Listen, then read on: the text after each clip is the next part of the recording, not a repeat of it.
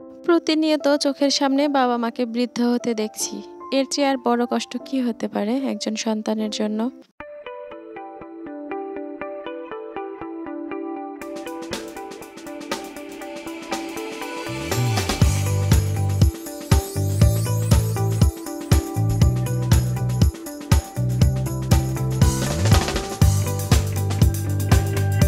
আসসালামু আলাইকুম। Sonia's blog and craft চ্যানেলের পক্ষ থেকে সবাইকে আবারও শুভেচ্ছা জানাচ্ছি। আশা করছি সবাই আল্লাহর রহমতে ভালো আছেন। আমরাও আলহামদুলিল্লাহ ভালো আছি। অনেকেই হয়তো ঈদের ছুটিতে বাড়ি চলে গেছেন, আবার অনেকে যাচ্ছেন। যারা সহি সালামতে বাড়ি পৌঁছে গিয়েছেন তাদের জন্য রইল শুভকামনা। আর যারা এখনও যাচ্ছেন বা যাবেন তাদের জন্য আল্লাহর কাছে দোয়া করি, আল্লাহ যেন খুব ভালোভাবে আপনার পরিজনদের কাছে পৌঁছে দেন। আর সবাইকে ঈদের অগ্রিম শুভেচ্ছা জানিয়ে আজকের ব্লগটি শুরু করছি। গতকাল আমি আমার বাবার বাড়িতে এসেছি। বাড়িতে শুধু আমার বাবা আর মা থাকেন। দুজনেই বৃদ্ধ হয়ে গিয়েছেন। আর এভাবে একা একা এই বাড়িতে থাকেন, এটা আমাদের জন্য কিন্তু খুবই কষ্টকর। কিন্তু আমরা চাইলেও আমাদের কাছে রাখতে পারি না, কারণ আমার বাবা এই বাড়ি ছেড়ে কোথাও যেয়ে থাকতে চান না। আর বাড়িতে এসে যে কেউ থাকবে তারও কোনো উপায় নেই, কারণ যার যার মতো সবাই চাকরি বাকরি করে, সেখানেই তাদের সংসার। আমাদেরও ঠিক সেরকমই।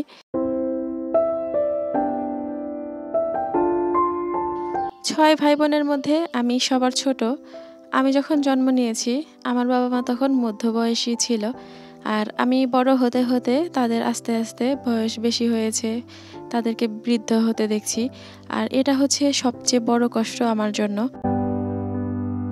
সবসময় দূরেই থাকা হয়, আর যখন বাড়িতে আসি কোনো ঈদে বা অন্য কোনো সময়, আর এসেই চোখে পড়ে বাবা মাজা ব্যথায় কষ্ট পাচ্ছে, মার হাঁটু ব্যথায় হাঁটতে পারছে না, অথবা অন্য কোনো সমস্যা। আর এগুলো দেখতে কেমন লাগে।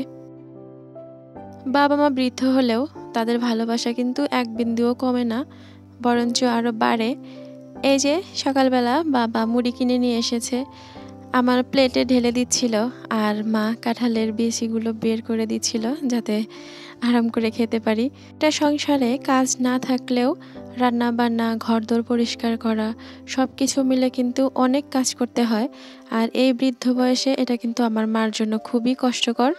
নিজের সংসার থেকে যখন টায়ার্ড হয়ে ফিরি বাবার বাড়িতে, তখন কিন্তু মন চায় যে একটু বসে আরাম করি। কিন্তু যেহেতু বাবা মা বৃদ্ধ হয়ে গিয়েছে, সেই সুযোগটা আর নেই। আমি বসে থাকবো আর আমার চোখের সামনে আমার বৃদ্ধ মা কাজ করে আমাকে খাওয়াবে, সেটা কিন্তু আমার একদমই ভালো লাগবে না। তো আমি যতটুকু পারি ততটুকু হেল্প করার চেষ্টা করি। আর বিশেষ করে ঈদের সামনে তখন কিন্তু গ্রামের মানুষ অনেক বেশি কাজ করে, ঘরের প্রত্যেকটা জিনিস পরিষ্কার করে। তো আমার মা বৃদ্ধ হলে কি হবে, সেই অভ্যেসগুলো এখনও রয়ে গেছে।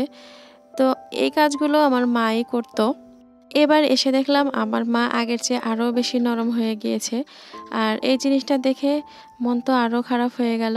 অন্যবার এসে মোটামুটি গা ছেড়ে দিয়ে থাকলেও এবার আর একদমই পারছি না, কারণ চোখের সামনে এই মানুষটাকে কিভাবে আমি কাজ করতে দিব। তো দেখলাম যে 2-1 দিন যা এখানে থাকবো, শ্বশুরবাড়িতে যাওয়ার আগে যতটুকু পারি প্রত্যেকটা কাজ যেন করে দিয়ে যেতে পারি। মা শুধু যেটুকু না করলেই নয়, যেমন থাল বাসন পরিষ্কার করা বা রান্না বান্না করে খাওয়া, সেটুকুই করে। আর আমার মা প্রচণ্ড পরিমাণে ধার্মিক। নামাজ কালাম সব কিছুর জন্য একদম মরিয়া হয়ে যায়। নামাজের সময় হওয়ার সাথে সাথেই নামাজ পড়বে, বা 1 মিনিটও দেরি করতে চাবে না, এরকম। তো অন্যান্য কাজ অতটুকু করতেও পারে না, আর অত মনোযোগও দেওয়া হয় না এখন আর। নামাজ কালাম নিয়েই বেশি ব্যস্ত থাকে। তো এই যে ঘরের যে ফার্নিচারগুলো ছিল, এগুলো একদম ধুলো ময়লা পড়ে কেমন অন্য কালার হয়ে গিয়েছে। তো ভাবলাম যে এখনই সময় এগুলো করে দিয়ে যাই, হয়তো আবার কয়েক মাসের মধ্যে আর করাও হবে না, আবার যখন আসবো তখন দেখে করতে হবে। ঘরের সব কিছু পরিষ্কার করতে করতে একটা জিনিস চোখে পড়লো, এই যে কতগুলো চিরুনি এখানে জমে আছে ময়লা হয়ে। এগুলো পরিষ্কার করার কেউ নেই। আমার মা তো যে বললাম বৃদ্ধ হয়ে গিয়েছে, যেখানে একদম প্রয়োজনীয় কাজগুলোই করতে ইচ্ছে করে না, সেখানে এই কাজগুলো কিভাবে করবে। আর আমার মনে হলো যে আমি যেভাবে সহজভাবে চিরুনি পরিষ্কার করি সেটা আপনাদের সাথেও একটু শেয়ার করি, সেজন্যই এটুকু দেখানো। আমি এখানে গরম পানিতে ডিটারজেন্ট মিশিয়ে নিয়েছি। এবার এগুলোকে ২ পাশ ভালোভাবে ভিজিয়ে তারপর রেখে দেব আধা ঘন্টার মতো ভিজিয়ে। তারপর ব্রাশ দিয়ে সামান্য একটু ঘষা দিলেই সব একদম এই যে ঝকঝকে হয়ে গিয়েছে।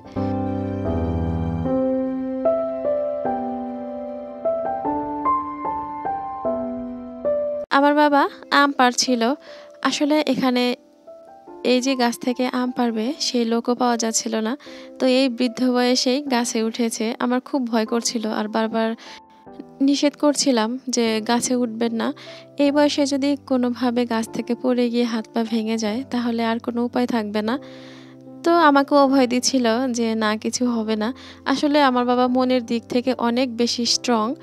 সেই কারণেও এই যে প্রায় ৮০ বছর বয়স হয়ে গিয়েছে, এখনও কিন্তু বেশ শক্তই আছে বলতে গেলে। আসলে আমার বাবাকে দেখলে বোঝা যায় যে কারো যদি মন শক্ত থাকে তাহলে সে শারীরিকভাবেও সুস্থ থাকে।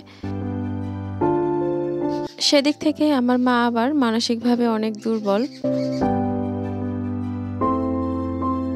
অল্পতেই আমার মা মানসিকভাবে ভেঙে পড়ে।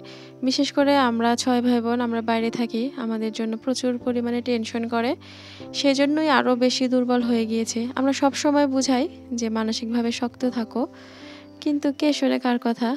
আর এসব তো আর বুঝিয়ে লাভ হবে না। আসলে যে মানসিকভাবে দুর্বল তাকে কি আর বুঝিয়ে শক্ত করা সম্ভব?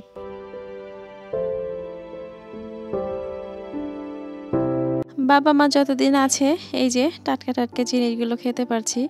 সবসময় টেনশনে থাকি কখন কি হয়। আর আল্লাহর কাছে সবসময়ই দোয়া করি আল্লাহ যেন সুস্থভাবে বাবা-মাকে অনেক দিন বাঁচিয়ে রাখে। আল্লাহ চাইলে কি না সম্ভব। এই যে এদিকে আমার মা চুলা সারা নিয়ে ব্যস্ত। এই চুলাটা নরমালি ব্যবহার করা হয় না। বিশেষ করে সারা বছর গ্যাসে রান্না করে আর রাইস কুকারে ভাত রান্না করা হয়। কিন্তু ঈদে যেহেতু কোরবানি ঈদ, মাংস তো মাটির চুলাতে রান্না করলে বেশি ভালো লাগে। সেজন্যই চুলাটা ঠিক করে নিচ্ছিল। এদিকে দুপুরের জন্য রান্না করতে হবে। আর আজকে আমি আমার খুবই পছন্দের একটা তরকারি রান্না করছি। ছোট মাছ আর মিষ্টি কুমড়া শাক দিয়ে একটা তরকারি। এটা আমার খুবই পছন্দ। আর ছেলেমেয়েরা কি পছন্দ করে না পছন্দ করে সেটা কিন্তু সবার আগে মায়েরই মনে থাকে। তো আমার মা জানে যে আমি মিষ্টি কুমড়া শাক ভীষণ পছন্দ করি। তো সেটা জোগাড় করে নিয়ে এসেছে। আর এখন সেটা আমি রান্না করছি। মায়ের হাতের রান্না খেতে পারলে আরও বেশি ভালো হতো। কিন্তু মা যেহেতু অলরেডি একটা কাজ নিয়ে ব্যস্ত আছে তো তাকে আর প্রেশার দিলাম না, আমি নিজেই রান্না করছি। আর আমি তো আমার মায়ের কাছ থেকেই রান্না শিখেছি, তো সেভাবেই চেষ্টা করছি। পৃথিবীতে যাদের মা বাবা বেঁচে নেই তাদের মতো অভাগা হয়তো আর নেই। কারণ বাবা মার যে নিঃস্বার্থ ভালোবাসা সেটা আর অন্য কোথাও পাওয়া যাবে না। আর আপনি এক জায়গায় থাকতে থাকতে বোরিং হয়ে গেলে যখনই মা বাবার কাছে যাবেন তাদের এক নজর দেখবেন সাথে সাথেই সকল ক্লান্তি দূর হয়ে যাবে। আর শুধুমাত্র এই কারণেই আমার মন খারাপ যে আমি তো সবার ছোট, আমি আমার বাবা মাকে কতদিন কাছে পাবো। তবুও আল্লাহর কাছে আমি মন থেকে চাই আল্লাহ যেন আমার মা বাবাকে দীর্ঘদিন বাঁচিয়ে রাখেন। আপনারা সবাই আমার মা বাবার জন্য দোয়া করবেন। আর আজকে এ পর্যন্তই। সবাই ভালো থাকবেন, সুস্থ থাকবেন আর আমার জন্য দোয়া করবেন। আল্লাহ হাফেজ। আসসালামু আলাইকুম।